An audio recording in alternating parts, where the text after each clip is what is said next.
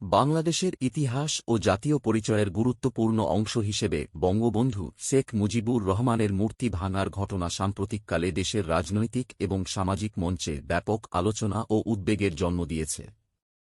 বঙ্গবন্ধু শেখ মুজিবুর রহমান বাংলাদেশের মুক্তিযুদ্ধের নেতা এবং জাতির পিতা, এবং তার মূর্তিগুলি দেশটির ইতিহাস, সংস্কৃতি এবং জাতীয় গর্বের প্রতীক। সম্প্রতি বিভিন্ন জায়গায় কিছু মূর্তি ভাঙার ঘটনা ঘটেছে, যা দেশব্যাপী ক্ষোভ ও উদ্বেগের সৃষ্টি করেছে।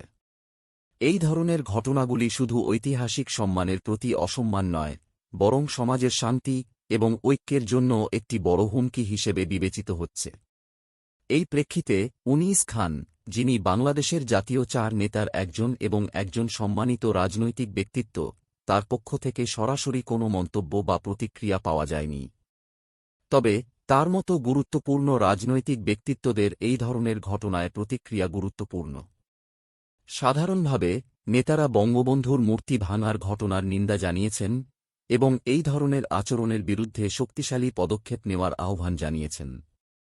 বঙ্গবন্ধুর মূর্তি ভাঙা সংক্রান্ত ঘটনাগুলি দেশের ইতিহাস ও সংস্কৃতির প্রতি বিরূপ আচরণ হিসেবে দেখা হচ্ছে এবং এটি জাতীয় ঐক্য এবং শান্তির পক্ষে বিপজ্জনক বলে মনে করা হচ্ছে।